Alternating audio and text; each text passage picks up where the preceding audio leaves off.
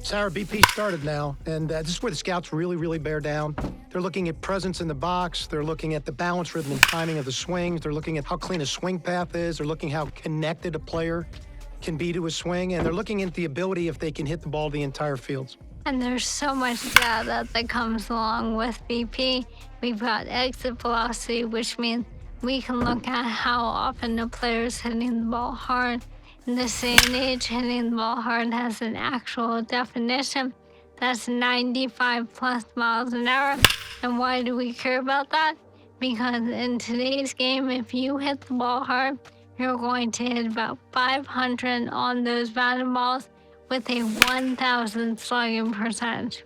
Another stat we'll look at is launch angle, and what we define as a sweet spot batted ball is 8 to 32 degrees of launch angle, basically a line drive. So I'll be looking at how often these players will be making that kind of contact as well.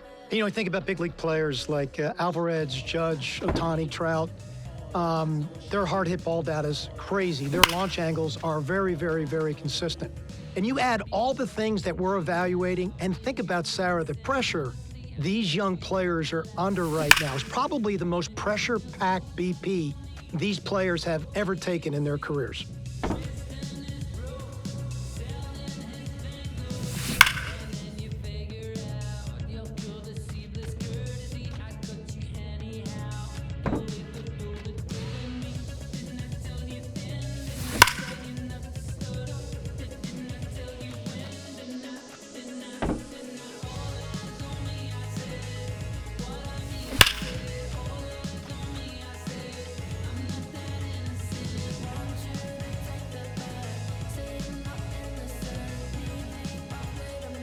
We're going to focus on the first baseman now. For me, this is what I call an awareness position. You always have to be aware of where you are in the field and what type of play you have to make to affect the outcome. So we're going to look at double play turns, watch footwork and the accuracy of the arm and the slot the arm comes from, because your slot's got to be true. The ball's got to be true to second base.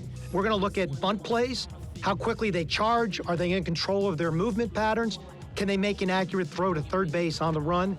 And then we're going to look at plays at the plate, the do-or-die plays. So we're looking at how they handle the pressure of making a throw under those kind of conditions. Obviously, for first baseman, we're not going to focus or glorify arm strength in quite the same way.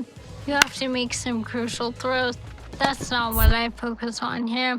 Here, I really think about range, and that's where we can think about those range-based metrics that we have, of course, not in the moment, but what comes out over the course of the season.